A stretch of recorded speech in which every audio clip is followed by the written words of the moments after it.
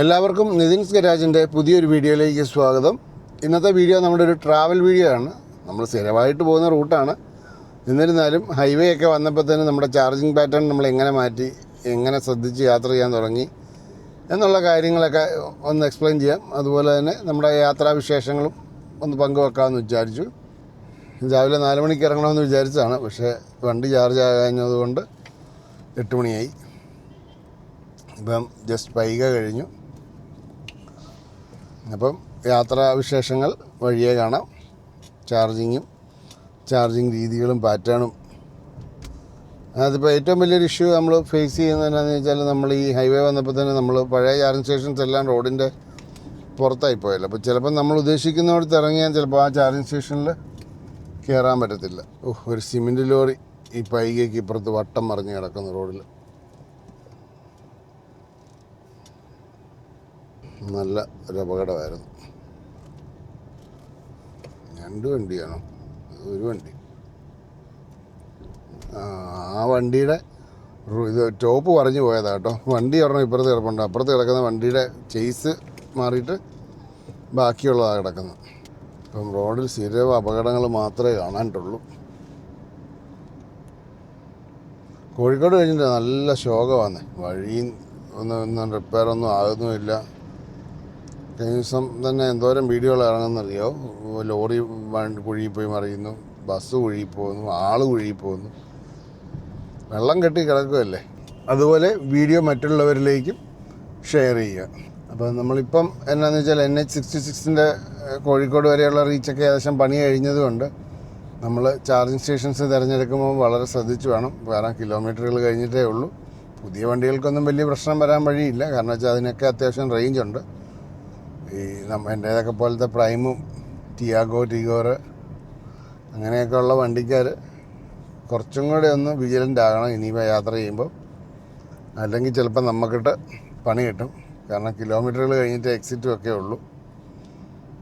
പിന്നെ വഴിയും നല്ല വഴി ആയതുകൊണ്ട് ന്യായമായ മൈലേജും കിട്ടുന്നുണ്ട്.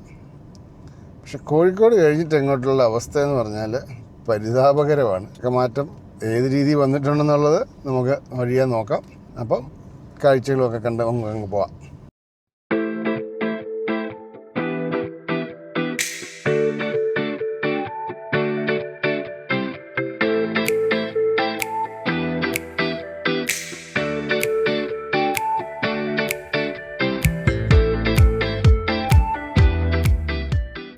അങ്ങനെ രാവിലത്തെ ബ്രേക്ക്ഫാസ്റ്റ് കഴിഞ്ഞു. നമ്മൾ തൊടുപുഴയിലെ ഒരു ഹോട്ടലിൽ കയറി ബ്രേക്ക്ഫാസ്റ്റ് കഴിച്ചു. വലിയ കുഴപ്പമൊന്നുമില്ല. അത്യാവശ്യം നല്ല നീറ്റുമാണ്. ഇനിയും മൂവാറ്റുപുഴ, പെരുമ്പാവൂർ, അങ്കമാലി, തൃശ്ശൂർ പുഴയ്ക്കൽ ചെന്നിട്ട് ചാർജ് ചെയ്യണമെന്നോർത്താണ് ഇരിക്കുന്നത്. ഫുള്ള് വഴി കാണിച്ചാൽ എല്ലാവർക്കും ബോറടിക്കുമല്ലോ എന്നോർത്തിട്ടാണ് ഫുള്ള് വഴിയൊന്നും കാണിക്കാത്ത. ഇടയ്ക്കെൻ്റെ തിരുമുഖവും കൂടെ കാണിച്ചേക്കാമല്ലോ എന്നോർത്ത്. അത്യാവശ്യം നല്ല ട്രാഫിക്കുണ്ട്. തിങ്കളാഴ്ചയല്ലേ. കാലാവസ്ഥ നല്ലതായത് തന്നെ വലിയ ഭാഗ്യമായി. ഇവിടെ നേരത്തെ ഈ തൊടുപുഴയ്ക്കും പാലായിക്കും പോകുന്നതിൻ്റെ ആ ജംഗ്ഷനിൽ ഒരു ലഡു വിൽക്കുന്ന പുള്ളിയുണ്ട്. ഇപ്പോഴും ലഡു കൊടുക്കുന്നുണ്ട്. പക്ഷേ ആ പുള്ളി മരിച്ചുപോയി. ആ പുള്ളിയുടെ ഒരു പ്രത്യേക സ്റ്റൈലൊക്കെ ആയിരുന്നു. ഇങ്ങനെ കയ്യിലൊക്കെ ഫുള്ള് വളയൊക്കെ ഇട്ട്. നമ്മുടെ വണ്ടി അങ്ങനെ 1,96,200 കിലോമീറ്റർ കഴിഞ്ഞു. കംപ്ലൈൻറ്റുകൾ വിക്ക് എല്ലാത്തിനും ഉണ്ട്. നമ്മൾ ഉപയോഗിക്കുന്ന പോലെ ഇരിക്കും ഒരു പരിധി വരെ. എന്നെ സംബന്ധിച്ച് ഞാൻ ഒരു 101% ഹാപ്പിയാണ്. ഇത്രയ്ക്കും എനിക്കൊരു പ്രശ്നം ഉണ്ടായിട്ടില്ല. ഈ 1,97,000 കിലോമീറ്റർ പീസ് ഓഫ് മൈൻഡിലാണ് ഞാൻ വണ്ടി ഓടിച്ചേക്കുന്നത്. ഇപ്പോൾ എന്ത് ചാർജിങ് സ്റ്റേഷനാണ്. പണ്ട് നമ്മൾ വണ്ടി എടുത്ത സമയത്തൊക്കെ ചാർജിങ് സ്റ്റേഷനേ ഇല്ലായിരുന്നു. ഇപ്പോൾ അതിനൊന്നും ഒരു പഞ്ഞവുമില്ല. ഇഷ്ടം പോലെ. ഇവിടെ ചാർജ് ചെയ്യണമെന്ന് നമ്മൾ മാത്രം തീരുമാനിച്ചാൽ മതി. വേറെ പ്രത്യേകിച്ചൊന്നും ടെൻഷൻ അടിക്കേണ്ട കാര്യമില്ല. വണ്ടിയുണ്ട് കേട്ടോ. അതുപോലെ പണ്ടൊന്നും ക്യൂ ഒന്നും നിൽക്കണ്ടായിരുന്നു ഒരിടത്ത്. ഇപ്പോൾ ചിലയിടത്തൊക്കെ ക്യൂ നിൽക്കേണ്ടി വരുന്നുണ്ട്.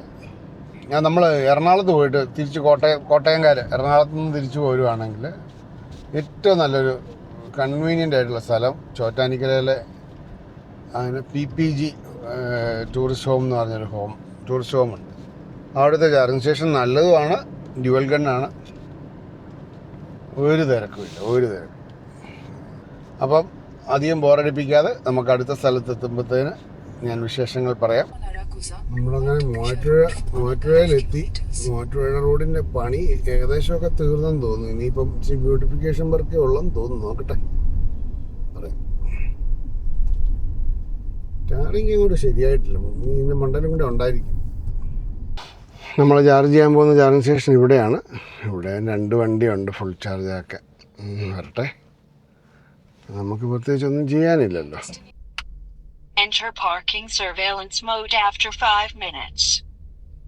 നമ്മളിപ്പോൾ പുഴയ്ക്കലുള്ള നെസ്റ്റോയുടെ അവിടുത്തെ സിയോൻ്റെ ചാർജിങ് സ്റ്റേഷനിലാണ്. ഇവിടെ 2 ഗണ്ണുണ്ട്. 2 വണ്ടി ഓൾറെഡി ചാർജിങ്ങിലാണ്. ഒരെണ്ണം ഏകദേശം 80% ഒരെണ്ണം 55%. ഇതിൻ്റെ നേരെ ഓപ്പോസിറ്റ് നമ്മുടെ ഹൈസൺ മോട്ടോഴ്സിലൊരു ചാർജിങ് സ്റ്റേഷനുണ്ട്. പക്ഷേ അവിടെ അതും ജസ്റ്റ് ബിസിയായി. പിന്നെ ഉള്ളത് മറ്റേ ശോഭാമാളിലാണ്. ശോഭാമാളിൽ പക്ഷേ യൂട്ടേൺ എടുത്ത് പോകേണ്ടതുകൊണ്ട് ഞാനത് പ്രിഫർ ചെയ്യുന്നില്ല. അല്ലാതെ തന്നെ ഈ വഴിക്ക് ഭയങ്കര ബ്ലോക്കാണ്. ഇത് ചാർജിങ് കഴിയാൻ വേണ്ടി വെയിറ്റ് ചെയ്യുന്നു. നമ്മൾ ചാർജിങ് സ്റ്റേഷൻ ഡ്യുവൽ ഗൺ ആണെങ്കിൽ സിംഗിൾ ഗൺ ആണെങ്കിലും നമ്മുടെ വണ്ടി ഒരുപാട് നേരം അൺഅറ്റൻഡ് ആയിട്ട് ഇട്ടിട്ട് പോകില്ല. ഇടയ്ക്കിടയ്ക്ക് നോക്കണം നമ്മുടെ വണ്ടി ചാർജിങ് ഫുള്ളായോ എന്തോരം ആയെന്നുള്ളത്. കാരണം വെച്ചാൽ ഒരുപാട് പേര് ചാർജ് ചെയ്യാൻ വരുന്നവർ കാണുമല്ലോ. അപ്പം അത് എല്ലാവരും ശ്രദ്ധിക്കുക. ഇവരുടെ വണ്ടി 2ഉം ചാർജിങ്ങിലാണ്. അതുകൊണ്ട് നമുക്ക് പ്രത്യേകിച്ച് ഒന്നും പറയാനായിട്ടൊന്നുമില്ല. ഇവരുടെ വണ്ടി 2ഉം ചാർജിങ്ങിലാണ്. അവർ ഭക്ഷണം കഴിക്കാനോ എല്ലാം ഇതിനകത്ത് ഇവിടെയാണെങ്കിൽ ഒരു ഗുണം എന്നാന്ന് വെച്ചോളൂ. ഇവിടെ ചാർജിങ് ചെയ്യാൻ വന്നു കഴിഞ്ഞാൽ ഇവരുടെ ഹൈപ്പർ മാർക്കറ്റിലെ ഫുഡ് കിട്ടും. നമുക്കത് മേടിച്ചുകൊണ്ട് മുകളിൽ അവരുടെ ഫുഡ് കോർട്ടിൽ പോയിരുന്ന് കഴിക്കാം. അല്ലെങ്കിൽ നമുക്ക് മേടിച്ചുകൊണ്ട് വണ്ടിക്കകത്തിരുന്നാണെങ്കിലും ഭക്ഷണം കഴിക്കാൻ പറ്റും. ഇവിടെ തന്നെ ഈ ഏരിയയിൽ തന്നെ ഇത് 2 ഗണ്ണ്, അപ്പുറത്തേത് മറ്റേ ടാറ്റയുടെ ഓട്ടോ ചാർജിങ് 1 ഗണ്ണ്, പിന്നെ അപ്പുറത്ത് ശോഭാമാളിൽ 2 ഗണ്ണുണ്ട്. അപ്പോൾ ഇതെല്ലാം ഇവിടെ ഇത്ര അത്യാവശ്യം ഗണ്ണുകളുണ്ട്. പക്ഷേ ഇപ്പോഴത്തെ EVയുടെ തിരക്ക് കാരണം എല്ലാം ബിസിയാണ്. ഇവിടെ EV കൊണ്ട് വരുന്നവർ ചാർജ് ചെയ്യാൻ ഇട്ടിട്ടാണ് നോർമലി കയറി ഷോപ്പിങ്ങിനൊക്കെ പോകുന്നത്. അപ്പോൾ ഇവരുടെ വണ്ടി ചാർജ് ചെയ്തുകൊണ്ടിരിക്കുകയാണ്. അപ്പോൾ എല്ലാവരും പ്രത്യേകം ശ്രദ്ധിക്കുക. നമ്മുടെ വണ്ടി അൺഅറ്റൻഡ് ആയിട്ട് ഇട്ടുകൊണ്ട് പോകുമ്പോൾ നമ്മുടെ വണ്ടി ചാർജിങ് കഴിഞ്ഞോ ഇല്ല ചാർജ് കട്ടായോ എന്നുള്ള കാര്യങ്ങളൊക്കെ ശ്രദ്ധിക്കുക. മറ്റുള്ളവർക്കൊരു ബുദ്ധിമുട്ടുണ്ടാകാത്ത രീതിയിൽ നമ്മൾ സെറ്റ് ചെയ്യുക. ഞാൻ ഏതായാലും ഇവിടുന്ന് 100% ആക്കിയിട്ടേ മുന്നോട്ട് പോവുക. കാരണം വെച്ചാൽ NH66 കയറി കഴിഞ്ഞ് കഴിഞ്ഞാൽ നമുക്ക് ചാർജിങ് സ്റ്റേഷൻ്റെ കാര്യം പഴയ പോലെ റോഡ് സൈഡിലല്ല, എല്ലാം നമ്മൾ മണ്ടയും താഴെ ഇറങ്ങണം. അപ്പോൾ അതുകൊണ്ട് അത് നോക്കിയിട്ടേ ചെയ്യുള്ളൂ. നല്ല ചൂടാണ്. നല്ല ചൂടെന്ന് പറഞ്ഞാൽ നല്ല ചൂടാണ്. 33 ഒക്കെ ഉണ്ട് പുറത്ത്. നല്ല കാർമേഘവും ഇതെല്ലാം കൂടെ ആകുമ്പോൾ നല്ല സുഖമായി. നമ്മുടെ വണ്ടി ചാർജ് ചെയ്യാൻ ഇട്ടിട്ട് വേണം നമുക്ക് മേളിൽ പോയി ഫുഡ് മേടിച്ചുകൊണ്ട് വരാൻ. ഇത് ഓക്കെയാണ്, എനിക്ക് കുഴപ്പമൊന്നും തോന്നിയിട്ടില്ല. ഞാൻ മിക്കവാറും ഇവിടെ തന്നെയാണ് ചാർജ് ചെയ്യുന്നത്. മണിമലയിൽ നിന്ന് വിട്ട് കഴിഞ്ഞാൽ പിന്നെ ഫസ്റ്റ് ചാർജിങ് സ്റ്റേഷൻ ഇവിടെയാണ്. പിന്നെ തിരക്ക് പോലെ കോഴിക്കോട് ഒരു ചാർജ് ചെയ്യും. കാരണം വെച്ചാൽ കോഴിക്കോട് കഴിഞ്ഞിട്ട് ഭയങ്കര വഴി മോശമാണ്, ബ്ലോക്ക്. അതുകൊണ്ട് നമുക്ക് ഈ 2 ചാർജിങ്ങിലൊന്നും അവിടെ എത്താൻ പറ്റത്തില്ല. 3 ചാർജിങ് എങ്കിലും വേണം. കോഴിക്കോട് വരെ പെട്ടെന്ന് എത്തും. കാരണം വെച്ചാൽ കോഴിക്കോട് വരെ നല്ല വഴിയാണ്. അതുകൊണ്ട് അതും ഇഷ്യൂ ഇല്ല. ചാർജിങ് സ്റ്റേഷൻ തുടങ്ങുന്നവർക്കൊന്നും നഷ്ടമൊന്നും വരില്ല. ഉടനെ ഒന്നും മുഴുവൻ പൈസയും ഊരി കിട്ടിയില്ലെങ്കിലും നഷ്ടം വരാത്ത രീതിയിൽ കാര്യങ്ങൾ പോകും. കാരണം വെച്ചാൽ അതുപോലെയാണ് EV ഇറങ്ങുന്നത്. കുറച്ചും കൂടെ കഴിഞ്ഞാൽ EV ആണ് കാലം. നമ്മളിപ്പം പുഴയ്ക്കലുള്ള സിയോൻ്റെ ചാർജിങ് സ്റ്റേഷനിലാണ് ചാർജ് ചെയ്യുന്നത്. ഞാൻ മണിമലയിൽ നിന്ന് ഇവിടം വരെ എത്തിയപ്പോഴത്തേന് ഏകദേശം 11%. നല്ല ട്രാഫിക്കായിരുന്നു. ഇവിടെ വന്നപ്പോൾ 2 വണ്ടി ഉണ്ടായിരുന്നു. അതിനകത്ത് ആദ്യത്തെ വണ്ടിക്കാരൻ ചാർജിങ് ഒക്കെ കഴിഞ്ഞ് പിന്നെ നമ്മൾ വിളിച്ച് പറയിപ്പിച്ചിട്ടാണ് മാറിയത്. അതിൻ്റെ കൂടെ കണ്ണൂരാൻ പറ്റത്തില്ല എന്ന് പറഞ്ഞ് പുള്ളി ഇപ്പുറത്ത് കിടന്ന വണ്ടിക്കാരൻ്റെ കൂടെ പണി കൊടുത്തിട്ടങ്ങ് പോയി. എമർജൻസി ബട്ടണായി ഞെക്കിയിട്ടങ്ങ് പോയി. നമ്മൾ ഗൺ സ്റ്റക്കായെന്ന് പറഞ്ഞ് അതുകൂട്ട് പരിപാടികളൊന്നും കാണിക്കില്ല. മറ്റുള്ളവർക്കും ബുദ്ധിമുട്ടുണ്ടാക്കാത്ത രീതിയിൽ 1-2 കാര്യങ്ങൾ നമുക്ക് എല്ലാവരും ചെയ്ത് നോക്കുന്ന പരിപാടികളുണ്ടല്ലോ. ലോക്ക് ചെയ്യുക, അൺലോക്ക് ചെയ്യുക, അതുപോലെ ഹാൻഡ് ബ്രേക്ക് റിലീസ് ചെയ്യുക, അങ്ങനെയുള്ള പരിപാടികളൊക്കെ ചെയ്ത് നോക്കി മാറിയില്ലെങ്കിൽ മാത്രമേ നമ്മൾ ഈ എമർജൻസി ബട്ടൺ ഞെക്കാവുള്ളൂ. എമർജൻസി ബട്ടൺ ഞെക്കിക്കഴിഞ്ഞാൽ തന്നെ അത് തിരിച്ച് റിലീസ് ചെയ്യാനായിട്ടും കൂടെ നമ്മൾ ശ്രദ്ധിക്കുക. മെഷീൻ വേറെ റൂഫൊന്നുമില്ല, വെറുതെ ഇരിക്കുക. നമ്മുടെ കേരളത്തിൽ മാത്രമേ മെഷീനൊക്കെ റൂഫുള്ളൂ. ബാക്കി എല്ലായിടത്തും വെറുതെ ഇരിക്കുക. നമ്മൾ കണ്ണൂർ കോഴിക്കോടൊക്കെ പോകുമ്പം ഇനിയിപ്പോൾ NH-66 കയറാൻ പോവുകയാണ് നമ്മൾ. അത് നമ്മൾ ഈ തൃശ്ശൂരിൽ നിന്ന് വരുമ്പോൾ നമ്മൾ കുറ്റിപ്പുറത്ത് വെച്ചാണ് NH-66 കയറാൻ പോകുന്നു. വഴി ഏകദേശം കോഴിക്കോട് വരെയൊക്കെ കംപ്ലീഷൻ ആയിട്ടുണ്ട്. ഇടയ്ക്ക് ചെറിയ ഭാഗമൊക്കെ പോയി കിടക്കുന്നതല്ലാതെ ബാക്കി ഓൾമോസ്റ്റ് കംപ്ലീറ്റഡ് ആണ്. കാണുന്നതാണ് NH-66.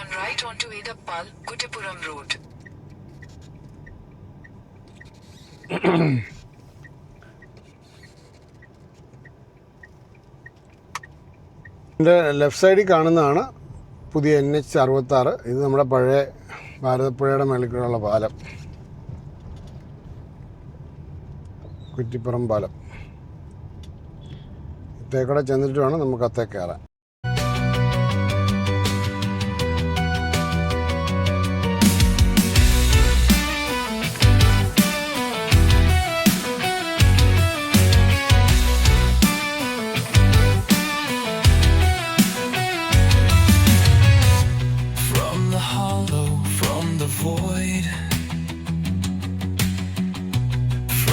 Silence I've destroyed. Steps unmark the path ഇത്ര വർഷങ്ങളായിട്ട് നിൽക്കുന്ന ചെറിയ തകരാറൊക്കെ അവിടെ ഇവിടെയൊക്കെ പറ്റിയിട്ടുണ്ട്. എന്നാലും കുഴപ്പമൊന്നുമില്ല. പുതിയ പാലത്തിനേക്കാളും ഏതായാലും ബലം കാണുമായിരിക്കും. ഗൂഗിൾ അമ്മച്ചി നമ്മളെ കൊണ്ടൊന്നും പറയാൻ സമ്മതിക്കുന്നില്ല. ഞാൻ എപ്പോഴും ഡ്രൈവ് ചെയ്യുമ്പം എനിക്ക് വഴി അറിയാമെങ്കിലും ഞാൻ ഏകദേശം കിലോമീറ്റർ അറിയാൻ വേണ്ടി ഞാൻ വെറുതെ മാപ്പ് ഓണാക്കിയിടും. അപ്പോൾ നമ്മുടെ ശതമാനവും ഇതുമായിട്ടൊന്ന് വെരിഫൈ ചെയ്ത് എവിടെ ചാർജ് ചെയ്യണമെന്നുള്ളത് നോക്കാൻ വേണ്ടിയാണ് അങ്ങനെ ചെയ്യുന്നത്. വഴി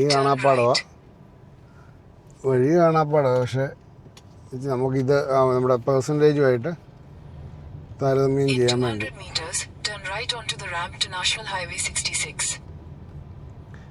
നേരെ സൈഡിൽ കൂടെ ലെഫ്റ്റിലോട്ട് പോയി കഴിഞ്ഞാൽ തിരൂരൊക്കെ ആ വഴി അങ്ങ് പോകാം. ഇപ്പം നമ്മൾ NH-66 കയറുവാണ്. അതിൻ്റെ റൈറ്റ് സൈഡിലൊക്കെയുള്ള ചെറിയ വഴിയെ നേരെ ഈ മേളിലോട്ട് എത്തും. ഗൂഗിൾ അമ്മച്ചി സമ്മതിക്കുകയില്ല. നമ്മൾ കുറ്റിപ്പുറത്തുനിന്ന് വാളാഞ്ചേരിക്ക് ഇല്ലെന്ന ആ ഒരു സ്ട്രെച്ച് ഉണ്ടല്ലോ, അത് നല്ല നല്ല അടിപൊളിയാണ്. പറ്റുവാണെങ്കിൽ നമുക്ക് ഡ്രോൺ ഷോട്ട് എടുക്കാം. അവിടെ നല്ല രസമാണ്. കാരണം വെച്ചാൽ വലിയൊരു സ്ട്രെച്ചാണ് അത്. കോഴിക്കോട് ഇവിടുന്ന് 70 കിലോമീറ്റർ, കണ്ണൂർ 158, മംഗലാപുരം 299. ബാറ്റയുടെ വില പോലെ പോയി.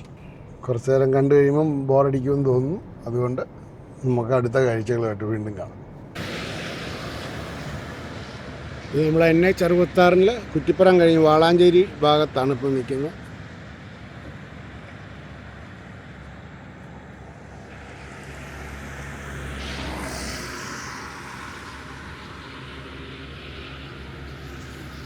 ഫുള്ള് ലൈറ്റൊക്കെ ഇട്ട് സെറ്റായി.